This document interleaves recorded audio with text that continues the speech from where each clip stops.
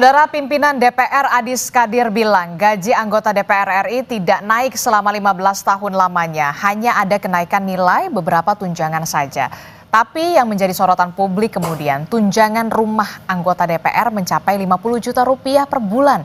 Dengan total take home pay atau gaji keseluruhan yang diterima anggota DPR per bulannya ini mencapai 100 juta rupiah. Besarnya gaji DPR ini tentu saja jadi polemik di tengah penghematan dan juga efisiensi anggaran yang dilakukan oleh pemerintah. Sudah tepatkah kebijakan kenaikan tunjangan anggota DPR ini? Pagi ini kita akan bahas dengan sejumlah narasumber. Di antaranya sudah hadir ke studio, ada peneliti dari Forum Masyarakat Peduli Parlemen atau dari Formapi. Sudah ada Bung Lusius Karus. Selamat pagi Bung Lusius. Adistia. Ya, kemudian juga ada pakar kebijakan publik, Bung Agus Pambagio. Selamat pagi. Pagi. Iya, sebenarnya kami juga sudah berusaha nih sejak malam sampai pagi ini Pak Agus dan juga Pak Lusius untuk menghubungi sejumlah anggota DPR, bahkan ada banggar DPR untuk berdialog di pagi hari ini. Wakil-wakil rakyat kita di Senayan membahas soal bagaimana kenaikan tunjangan mereka, tapi tampaknya belum bersedia begitu ya. Tapi apa? Kita tetap harus melakukan dialog kita di pagi hari ini soal bagaimana kenaikan tunjangan wakil rakyat. Saya mengatakan wakil rakyat yang terhormat, bahkan kalau dikatakan take home pay-nya bahkan 100 juta rupiah. Bung Lusius Karus dari Formapi, Anda melihat sudah tepatkah ini dilakukan dan sejauh mana dengan kinerja anggota DPR? Sudah beriring dan juga sejalan tidak kenaikan tunjangan DPR dengan hasil-hasil kinerja anggota DPR kita yang terhormat? Ya, saya kira sih kalau kemudian dikomparasikan dengan kinerjanya itu disitulah soalnya gitu ya. Ketika kita mendengar tadi kenaikan tunjangan atau take home pay DPR lebih dari 100 juta rupiah per bulan gitu ya. Lalu kita membandingkan itu dengan apa yang kemudian diberikan oleh DPR kepada publik atau kepada rakyat gitu ya. Sebagai bukti bahwa duit yang diberikan oleh negara ke anggota DPR itu ada gunanya gitu ya. Yang kita lihat justru kenaikan tunjangan, baik tunjangan perumahan maupun tunjangan-tunjangan yang lain, itu tidak berbanding lurus dengan apa yang kemudian ditunjukkan oleh DPR melalui kinerja mereka gitu ya. Saya melihat yang paling mudah itu di pelaksanaan fungsi legislasi gitu. Di tahun 2025 ini DPR itu punya target RUU prioritas berjumlah 42 RUU gitu ya. 42 RUU prioritas. Betul. Yang baru dihasilkan? Betul, itu rencana targetnya gitu ya. Yang dihasilkan sampai sekarang itu baru satu dari 42 RUU itu gitu ya. Luar biasa. Ibu Puan kemarin memang menyebut ada 14 RUU, tapi kan kita tahu ada 10 RUU tentang kabupaten, kota, dan provinsi. Itu RUU kumulatif terbuka gitu ya. Jadi yang betul-betul kemudian jadi politik legislasi DPR itu yang bisa dihasilkan di 8 bulan pertama tahun 2025 ini baru satu RUU, yaitu revisi Undang-Undang TNI. Itu pun prosesnya kita tahu semua, substansinya juga sedang diuji di Mahkamah Konstitusi. Jadi di pelaksanaan fungsi legislasi saja kenaikan tunjangan ini tidak menunjukkan ada korelasinya gitu ya, bahwa semakin tunjangan ini diberikan kepada DPR dengan angka yang cukup fantastis, kemudian banyak tunjangan lain juga yang ikut naik seperti tunjangan beras, bensin, dan lain sebagainya. Jadi ada banyak sekali subsidi yang kemudian diterima oleh anggota DPR dengan jumlah yang fantastis, tapi saat yang sama mereka tidak bisa membuktikan ke publik bahwa tunjangan-tunjangan itu punya dampak pada kinerja mereka. Yang justru kita lihat tunjangan yang semakin meningkat atau bertambah itu membuat mereka malas, membuat mereka manja gitu ya. Karena kan kemanjaan, kemalasan itu yang kemudian bisa dijelaskan dengan hasil hanya satu dari 42 RUU itu yang bisa disahkan di 8 bulan pertama tahun 2025 ini. Termasuk gitu. Juga yang jadi sorotan adalah ada tunjangan rumah kalau tidak salah. Betul. Merupakan dana kompensasi begitu ya. Karena memang perumahan di Kalibata memang tidak bisa ditempati begitu ya. Kemudian ada tunjangan beras. Jadi menurut Anda ini sangat tidak berkorelasi dengan kinerja DPR yang dari 42 targetnya begitu ya, RUU prioritas tahun baru 2005. Satu yang dihasilkan. Yang disahkan oleh DPR. Ya betul, saya kira tunjangan perumahan itu juga sejak awal saya kira kita sudah menolak ya. Sejak diusulkan di akhir tahun 2024 lalu, tunjangan perumahan yang akhirnya baru ketahuan jumlahnya 50 juta gitu ya. Sebelum-sebelumnya kan diperkirakan tunjangan perumahan ini hanya 30 sampai 50 juta dibilang waktu perencanaannya. Setelah kemudian rencana itu heboh ditolak oleh publik di akhir tahun 2024, tidak kedengaran lagi apakah ini kemudian jadi diberikan ke anggota DPR atau tidak gitu ya. Ternyata di 1-2 hari terakhir ini baru terkonfirmasi gitu, rumah dinas yang ada di Kalibata dan Ulu Jami itu sudah dikembalikan kepada negara. Sebagai gantinya kemudian DPR atau anggota DPR itu menerima tunjangan pengganti rumah dinas sebesar 50 juta per orang per bulan. Itu kalau dihitung setahun, DPR itu menghabiskan sekitar 1,7 triliun gitu ya untuk tunjangan perumahan bagi anggotanya.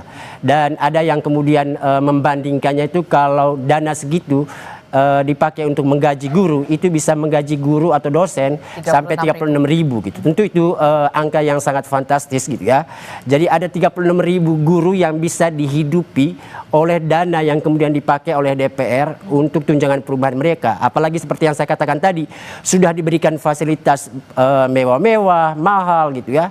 Tapi kemudian tidak berkorelasi dengan kinerja yang ditunjukkan. Itu sungguh menyakitkan. Apalagi kita tahu sendiri ada banyak sekali situasi yang membuat kita kemudian rasa prihatin belakangan ini gitu ya. Cerita terakhir bagaimana seorang anak di Sukabumi yang akhirnya meninggal dunia gitu ya karena cacingan gitu ya. Itu sesuatu yang sangat ironis. Gitu. Kita bicara soal dana yang diterima oleh anggota DPR, dana sia-sia jadinya gitu ya, karena kemudian tidak ada dampaknya gitu, ya, untuk apa yang kemudian bisa ditunjukkan DPR kepada publik. Gitu. Saya ke Pak Agus Pambagio. Pak Agus, dari kacamata Anda sebagai pakar kebijakan publik begitu, sudah tepatkah kemudian pemerintah begitu ya menaikkan tunjangan untuk para anggota dewan kita yang terhormat di Senayan di tengah begitu ya, kita tahu pemerintah pusat katanya mau efisiensi, katanya efisiensi anggaran, katanya keuangan fiskalnya lagi diperketat begitu ya, bahkan belanja daerah juga lagi dibatasi. Kok sedikit kontradiktif ya? Ini bukan kontradiktif, ini sih gila ini. Ini kebijakan gila menurut saya. Karena begini loh, masyarakat itu sedang ditekan di daerah-daerah, saya baru kembali dari daerah-daerah yang meskipun bukan anggota DPR. Itu mereka kesulitan karena dana imbangan, dana dari pemerintah pusat itu tidak ada lagi. Banyak bekas bencana tidak bisa diapa-apakan yang di Kabupaten Luwu dan sebagainya. Itu kan banjir, terus batu-batu, sekarang kalau hujan sedikit banjir tidak bisa dan dana APBD itu 50% habis buat gaji. Karena ada beban CPNS, beban P3K dan sebagainya. Jadi menurut saya anggota DPR itu bukan untuk jadi anggota DPR itu tidak bisa orang miskin kan. Jadi ngapain dikasih? Ini sama saja ngasih bansos ke anggota DPR kan begitu. Ya beli bensin loh, dia bisa beli mobil harganya 2-3 miliar, kenapa harus dikasih subsidi bensin? Mereka dana-dana ke daerah, dana-dana sudah banyak sekali. Tadi 100 juta itu hanya baru sebagian kan? Ya. Kan banyak sekali dana yang dia bisa pakai dan mereka bukan orang miskin. Sekali lagi, kalau begini saya khawatir ini teman-teman buruh, teman-teman nakes, teman-teman guru yang kemarin katanya dihina oleh Menteri Keuangan itu bisa menagih jatah saya mana karena mereka miskin. Mereka kan tidak sekaya anggota DPR. Untuk jadi anggota DPR harus kaya. Perkara duitnya dia ngutang dari mana itu urusan pribadi kan. Nah ini yang menjadi persoalan. Kebijakan ini sangat tidak populer dan menyesatkan masyarakat karena semua disuruh berhemat, tetapi ini yang justru harus memikirkan kita hidupnya nyaman. Sudah nyaman kok.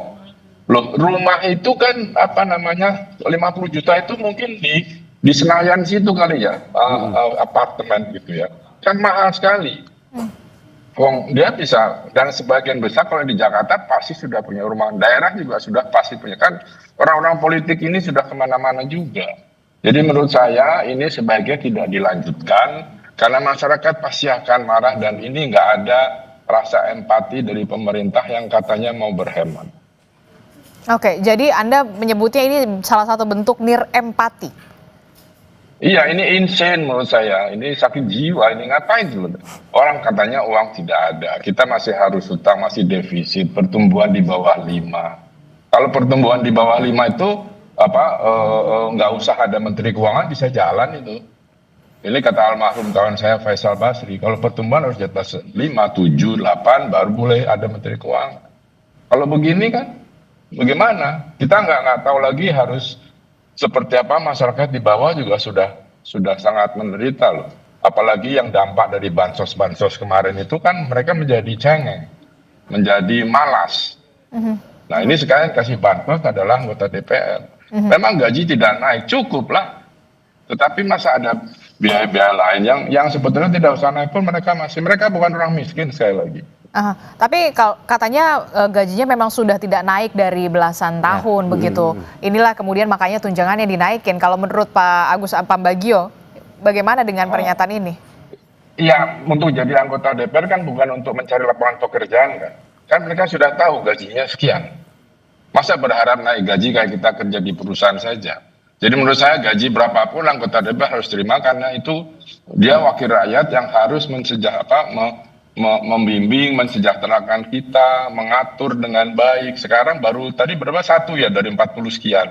Itu kan kalau kita ujian nilainya Z itu bukan lagi F itu. Ya kan? Nah, tinggal sisa waktu tinggal berapa bulan? 4 bulan. Apa bisa menyelesaikan 40 sekian rancangan undang-undang? Jadi menurut saya lupakanlah. Kalau memang dipaksakan tambahan tunjangan itu rasanya pemerintah agak kurang sehat berpikirnya. Oke, tapi kemudian yang juga jadi pertanyaan saya kan setiap reses kan informasinya kan memang para anggota dewan yang terhormat ini kembali lagi ke dapil mereka, menemui konstituen mereka. Kan tidak gratis juga. Itu kan tidak gratis juga, harus ada. Apakah ini sepadan begitu? Dengan kenaikan tunjangan ini? Kalau ke daerah pasti ada lah, entah dari BUMN, entah dari apa, itu ada itu pemahaman saya ya, pengalaman saya. Jadi juga tidak 100% gitu cukup. Kalau mau bilang cukup ya tentu karena sudah dibiasakan masyarakat di daerah waktu kampanye itu dengan uang, dengan segala macam, tentu harus dikasih uang. Ini kan yang dipersoalan. Biaya politik kita sangat mahal. Gitu ya. Jadi ketika selesai sudah masyarakat berharap ya yang dulu gua pilih kasih gua duit dong sekarang, jangan cuma waktu itu. Nah itu yang jadi mahal biaya politik ke daerah buat anggota DPR. Bagaimana Bung Lusius? DPR ini kan kalau lagi reses memang seharusnya kembali lagi ke dapil mereka, menemui konstituen mereka begitu. Ini mungkin menjadi salah satu pertimbangan kenapa kemudian tunjangan dinaikkan begitu ya, untuk bisa menemui konstituen mereka walaupun memang kita tahu sudah ada dana aspirasi. Iya, sebenarnya nggak ada urusan gitu ya pulang reses lalu mereka menaikkan tunjangan untuk rumah gitu ya, karena kita tahu sendiri reses itu punya banyak lagi tunjangan turunannya gitu ya. Ada tunjangan dana resesnya, ada juga dana aspirasinya. Menurut Krisdayanti dulu jumlahnya sangat fantastis sampai 400 juta lebih untuk 5 kali reses dalam setahun gitu ya. Itu angka yang sangat luar biasa, apalagi kita tahu tidak semua anggota DPR juga menggunakan masa reses itu untuk kembali ke dapilnya. Banyak yang menggunakan masa reses justru untuk berlibur ke luar negeri gitu ya. Jadi laporan dana reses atau efektivitas reses ini pun masih jadi soal gitu ya, karena kita sendiri nggak pernah bisa mengakses laporan reses anggota DPR itu apa saja yang mereka lakukan, siapa saja yang mereka temui, lalu aspirasi apa yang kemudian mereka ambil dari daerah pemilihannya gitu ya. Dan paling penting saya kira nggak ada urusannya masa reses itu dengan urusan penambahan tunjangan gitu ya, apalagi tunjangan perumahan maupun tunjangan bensin gitu ya. Reses itu sudah dibiayai sendiri dengan tunjangannya sendiri gitu. Jadi saya kira sih paling penting ada banyak kenaikan tunjangan yang dimiliki oleh DPR, dan itu tidak boleh kemudian menjadikan alasan gaji yang tidak naik selama berapa tahun itu jadi alasan tunjangan-tunjangan dimunculkan lalu dinaikkan gitu angkanya untuk yang tunjangan-tunjangan lama gitu ya. Gaji yang tidak naik itu kan memang karena ada peraturan pemerintahnya gitu ya. Ada undang-undangnya juga gitu, dan itu berlaku untuk semua pejabat negara gitu. Dan harusnya sih selama ini memang kita tidak terlalu banyak mempersoalkan soal gaji pokok anggota DPR gitu ya, karena kan ininya istilahnya gaji pokok. DPR selalu menolak istilah tunjangan dengan kata gaji gitu, padahal semuanya kan artinya dana pendapatan yang diterima oleh anggota DPR yang masuk ke rekening mereka gitu ya. Take home pay. Betul. Jadi soal istilah itu jadi tidak penting sebenarnya, tapi kita tahu betul ada uang masuk begitu banyak dalam rekening anggota DPR, bahkan mereka sendiri juga bingung untuk kemudian mengklasifikasi dana-dana yang masuk itu. Yang jadi soal kita itu ya tunjangan-tunjangan yang naik itu menjadi tidak relevan atau tidak urgent gitu ya. Ketika ada banyak persoalan lain yang harusnya didahulukan oleh DPR gitu loh, seperti yang dibilang tadi oleh Pak Agus gitu ya. Ada banyak persoalan di masyarakat yang mestinya justru kita andalkan DPR ini untuk memperjuangkannya gitu ya. Ada masalah kemiskinan, ada juga soal orang sakit seperti itu yang harusnya sih membutuhkan apa gitu respon DPR lebih cepat untuk kemudian melahirkan kebijakan untuk mengatasi semuanya itu. Yang kita saksikan kebanyakan fasilitas dan tunjangan yang diterima oleh DPR seperti yang saya katakan di awal yang membuat mereka jadi obesitas gitu, jadi malas gitu ya untuk kemudian bekerja gitu, dan itu yang kita tidak harapkan sebenarnya dari tunjangan-tunjangan ini. Oke, bentuk transparansi apa yang bisa dilakukan oleh DPR begitu ya untuk bisa memberikan lagi, dalam arti kata begini, ini loh tunjangan-tunjangan ini kita gunakan lagi untuk ini, kembali lagi ke masyarakat. Selama ini apa yang bisa dilihat dari DPR? Apakah ada transparansi soal itu? Tapi jangan dijawab dulu, Bung Lusius Karus. Nanti kita akan temukan jawabannya usai jeda. Tetaplah bersama kami di Sapa Indonesia Pagi. Sebelum kita lanjut dalam dialog kita, kami akan ajak Anda menyimak pernyataan Sekjen DPR Indra Iskandar yang tadi malam saudara hadir dalam program Sapa Indonesia Malam. Iskandar bilang, tunjangan rumah dalam bentuk tunai jauh lebih efisien dan terjamin dari segi akuntabilitas ketimbang fasilitas rumah yang dikhawatirkan bisa berpotensi terjadinya penyimpangan. Sebenarnya kalau kita ngomong teknis gitu ya, rumah ini sudah dikembalikan kepada negara gitu ya. Kemudian juga ada kewajiban negara untuk memenuhi hal-hal semacam itu gitu ya. Dan sebenarnya lembaga-lembaga tinggi lain juga semua tunjangan itu ada, cuma kalau di DPR kan ribut ya. Lembaga-lembaga lain damai-damai aja sebenarnya gitu ya. Jadi sebenarnya, dan jumlahnya juga lebih besar sebenarnya. Jadi sebenarnya ini sudah sangat moderat. Kalau jadi pertanyaan-pertanyaan yang teknis semacam itu memang ini kan kita secara jujur juga harus katakan bahwa kondisi objektif dalam pengelolaan keuangan tuh antara rumah dengan diberikan dalam bentuk uang memang akuntabilitasnya lebih aman dalam bentuk uang, karena pemeliharaan rumah itu besar dan itu berpotensi memang ada fraud dan lain sebagainya gitu. Jadi fraudnya untuk maintenance-nya itu tadi? Ya kalau rumah itu kan bisa berbagai tafsir kan, intinya jumlah pemeliharaannya yang diperbaiki seberapa besar segala macam gitu ya. Rentang kendalinya terlalu besar. Tapi kalau dalam bentuk uang, saya sudah bekerja sama juga dengan beberapa bank himbara, anggota DPR yang mau menyewa dalam 2-3 tahun ke depan itu, mereka dapat uang dan mereka mencicil ke bank dan lewat kami, mereka nggak terima uang lagi. Ada juga yang mereka mencicil rumah di pinggiran Jakarta gitu, itu lewat kami, bank himbaranya langsung memotong langsung dari kami. Jadi itu juga menurut saya satu alternatif untuk ke depan. Atau begini Pak Indra, mungkin nggak kalau misalnya tunjangan-tunjangan diberikan itu sifatnya lamsam, jadi nggak diberikan mau berapapun habisnya segitu diberikannya gitu. Jadi sifatnya reimbursement gitu, nggak lamsam. Ya mekanisme itu sebenarnya bukan DPR mutusin ya, jadi dalam akuntansi negara tuh memang sudah ada standar-standarnya gitu. Termasuk salah satunya adalah dalam cara pemberian uang semacam itu. Sebenarnya buat DPR kalau dibuat lamsam jauh lebih enak juga gitu ya. Mereka di ini. Tapi risiko kalau lamsam juga harus sesuai dengan ini juga, standar harga yang fair gitu kan. Saya masih membahasnya bersama dengan Bung Lusius Karus dan juga ada pakar kebijakan publik Pak Agus Pambagio. Lagi-lagi saya harus menyampaikan bahwa sebenarnya kita sangat berharap sekali bahwa anggota DPR bisa ikut berdiskusi, berdialog bersama kita, karena anggota parlemen merupakan wakil rakyat yang memang seharusnya juga merasakan apa yang sedang dirasakan rakyat saat ini begitu ya. Saya mau ke Bung Lusius. Bung Lusius, tadi saya sempat menanyakan begitu ya, ini gimana begitu? Apakah ini juga masuk karena memang biaya politik untuk jadi anggota dewan yang mahal? Sebentar, mau respon sedikit tadi yang disampaikan oleh Sekjen gitu ya, biar publik tahu juga bahwa mungkin saja salah satu alasan kenapa kemudian DPR diberikan tunjangan perumahan itu karena kita tahu KPK itu sudah sempat mengusut korupsi terkait dugaan pengadaan barang dan jasa dalam proyek renovasi rumah anggota DPR gitu ya, dan tersangka korupsinya itu sudah ditetapkan, cuman sampai sekarang nggak jelas di prosesnya gitu ya. Mungkin orang yang juga sedang ngomong itu tadi salah satunya tersangkanya gitu ya. Jadi saya kira sih penting juga untuk menjelaskan itu mestinya oleh Pak Sekjen ini bagaimana kabar tersangka korupsi terkait dengan pengadaan barang dan jasa di proyek renovasi rumah dinas anggota DPR, karena jangan-jangan kasus korupsi itu yang kemudian membuat DPR sendiri merasa daripada ini nanti diselewengkan lagi kalau ada renovasi berikutnya, mendingan kita kasih tunjangan pengganti fasilitas rumah dinas saja gitu ya. Tadi apa tadi yang ditanyakan oleh termasuk juga soal apakah ini masuk kenaikan tunjangan DPR ini karena memang biaya politik juga mahal loh untuk bisa jadi anggota dewan. Iya betul, saya kira memang ada yang menduga bahwa kenaikan tunjangan ini diputuskan oleh DPR untuk mengganti ongkos politik yang telah mereka keluarkan di pemilu gitu ya. Tapi kalau ini jadi alasan, ini konyol sekali gitu ya. Masa negara dibebankan untuk sebuah aktivitas pribadi anggota DPR saat mencalonkan diri jadi anggota DPR.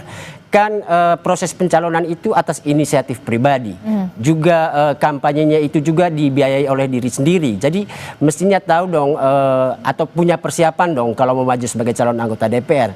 Kenapa kemudian negara yang harus dibebankan saat dia sudah terpilih gitu untuk mengganti uang-uang yang dia sudah keluarkan saat masa kampanye. Saya kira ini tidak relevan gitu ya kalau mau dijadikan alasan, walaupun kita tahu pasti ada urusannya dengan urusan mengganti ongkos politik yang telah dibuang itu gitu ya. Kenapa kemudian DPR mencari banyak cara untuk memastikan ada tambahan pundi-pundi masuk ke rekening pribadi mereka. Oke, termasuk juga ini sebenarnya tadi juga ada suara rakyat ya, begitu tadi kita sudah melibat suara warga yang mengatakan perlu loh dikaji ulang. Nah kalau dari pakar kebijakan publik, dari kacamata Anda Pak Agus Pambagio, perlu tidak untuk pemerintah pusat mengkaji ulang soal kenaikan tunjangan anggota dewan ini? Kalau masih berpikiran jernih perlu.